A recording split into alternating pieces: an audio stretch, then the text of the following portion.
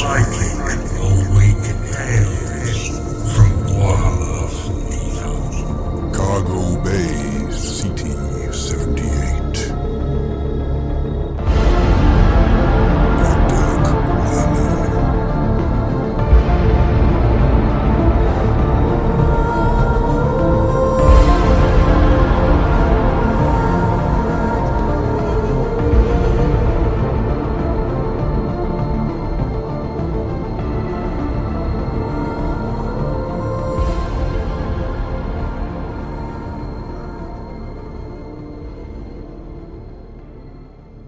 Cargo Bay Ceti 78 of the Adeptus Mechanicus cruiser Regulus Prime seemed to shimmer ghostly green on a portable vidscreen. In a shadowy passage of the busy ship, Tech-Priest Belafont Kreeler would have smiled if he still had the required muscles, or at least a mouth at that.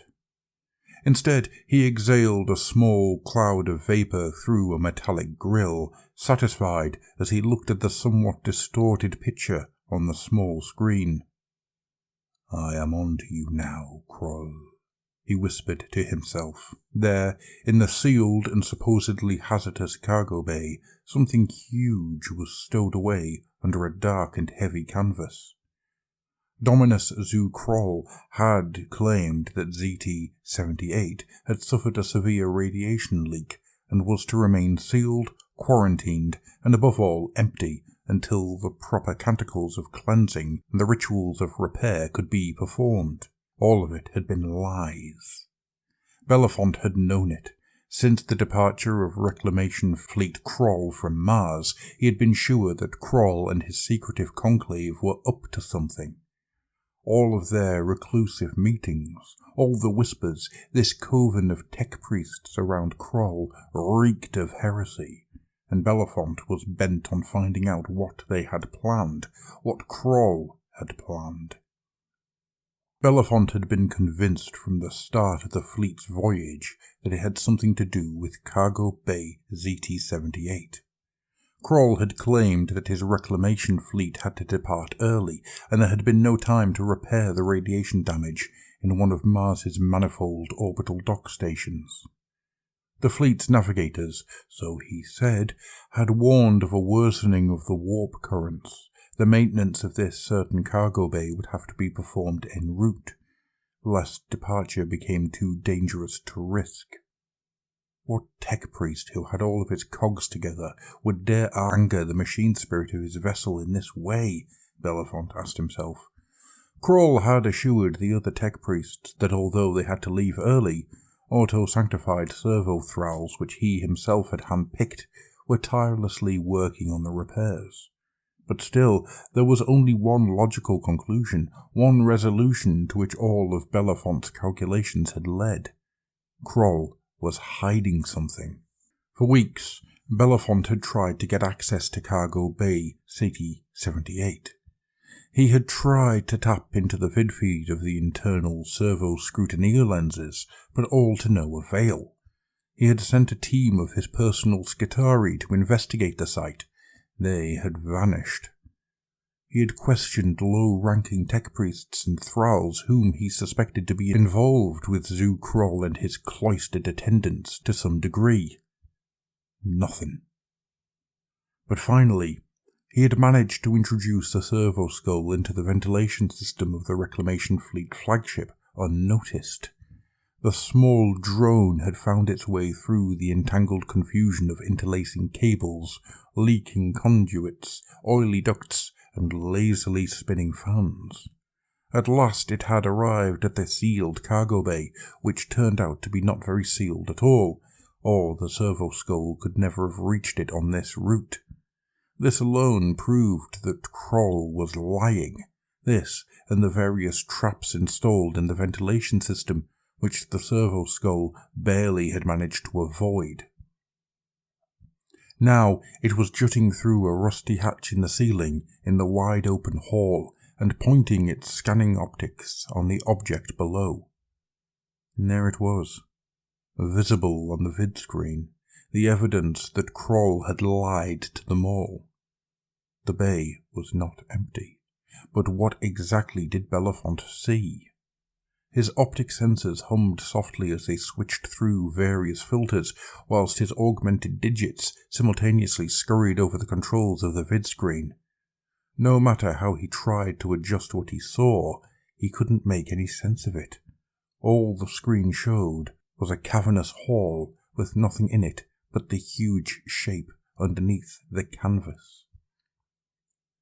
Belafont hissed a static curse in binaric. How disappointing. If he could get closer, if he could gain entrance to the cargo bay himself, somehow to pry underneath that dark canvas. His fingers tapped on the vidscreen hesitantly, while he calculated the risks and rewards of his next move. But he was nearly out of options, so he had to try.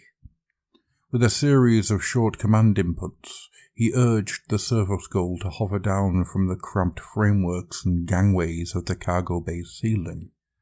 The small device descended into the open hall, approaching the veiled shape in the centre. The image on Belafont's screen flickered as the servoskull closed in on its target. After some tedious moments, it reached ground level and began to circle the enormous form.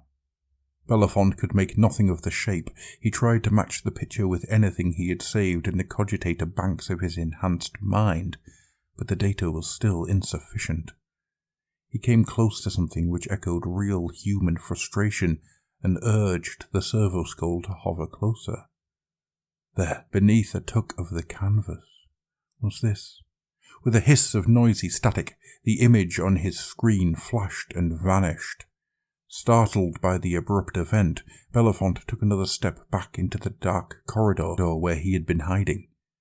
Hastily, he looked around as if someone had seen him. He stowed the malfunctioning vidscreen device into the depths of his red robes.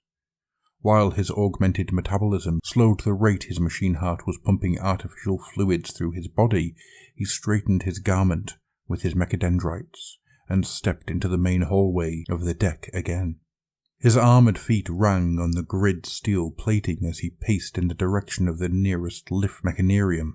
He paid heed to appear innocuous, walking as slow as he dared and scribbling on a data slate. On his way he evaded other tech-priests and the occasional mindless servitor labouring away in the cramped corridors of the ship. Usually the servitors were programmed to step out of the way of any tech-priest, of course, but Belafont worried that Kroll might have outfitted his thralls with auger devices of some sort. Surely he monitored everything happening on the ship if he wanted to guard his secret. Belafont had to hurry now. Sending the servoskull further into the cargo bay had been a calculated risk. Belafont had almost been sure that Kroll would have taken precautions to protect his precious cargo, even from inside the huge room. But nevertheless, it had been a risk Belafont had to take if he wanted to find out more about Kroll's secret. Now the time of observation and spying was over, though, and the time to act had come. When Kroll found the remnants of Belafont's servoskull in the cargo bay, he would definitely prove more than resourceful enough to trace it back to its owner. Kroll knew by now that someone was onto his track, but Belafont did not intend to let the Tech-Priest Dominus find out it was him, at least not yet. Before him, a bulkhead door with the skull and cog symbol of the Adeptus Mechanicus emblazoned onto its metal surface opened with a grating hiss, and Belafont entered the lift mechanarium, a huge rotund hub room filled with busy crew members, patrolling Skitari and the binaric blabber of dozens of tech-priests.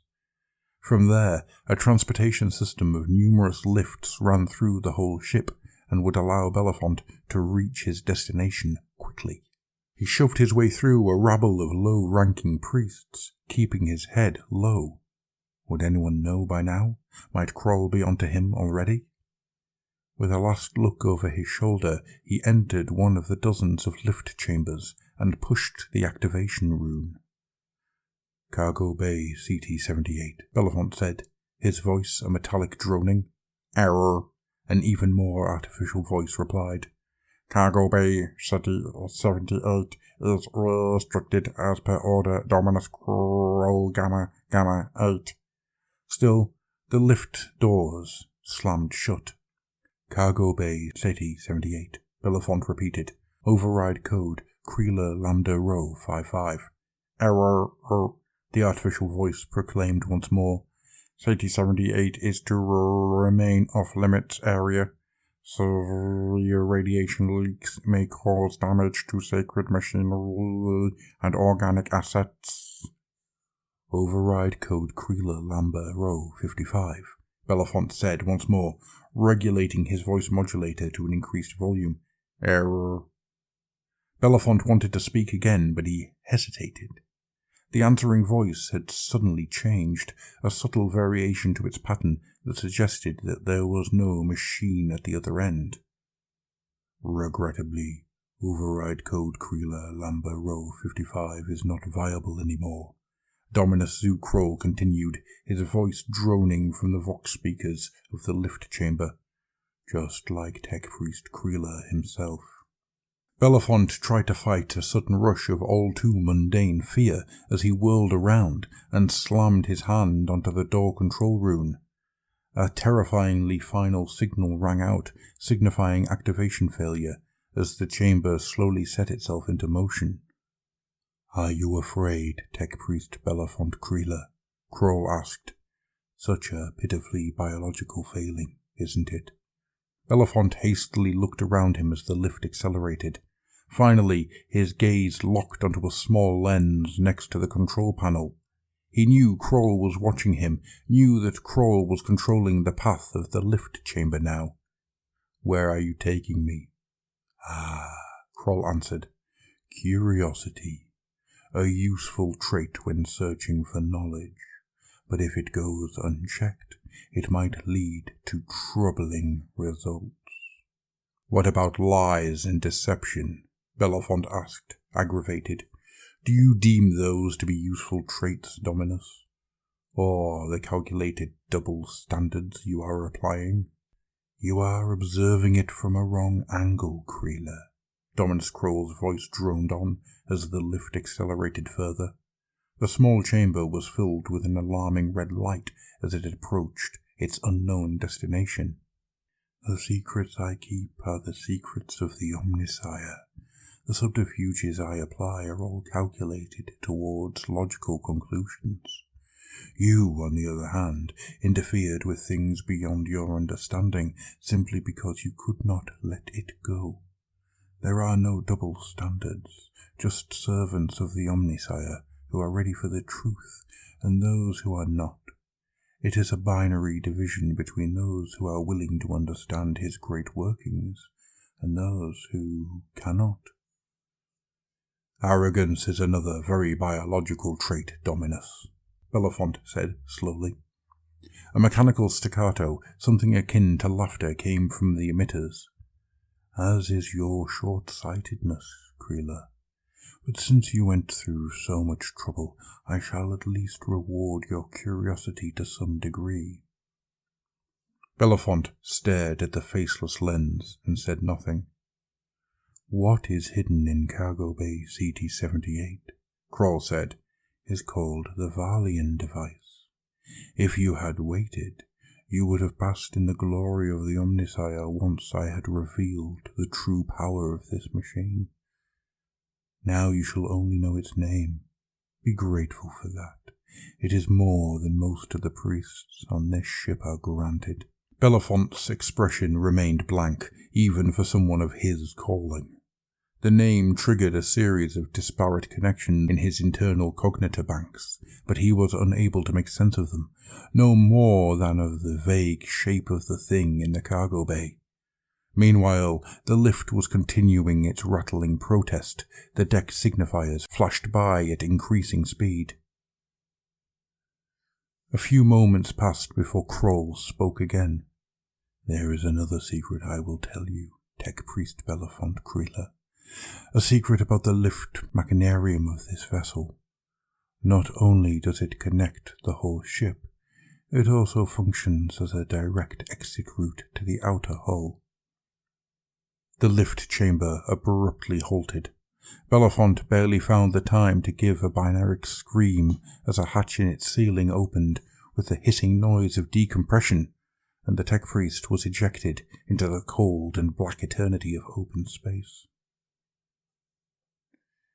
In his personal accommodation, Kroll emitted a mechanical chuckle despite himself as he turned off his screen that showed the vid feed from the lift chamber.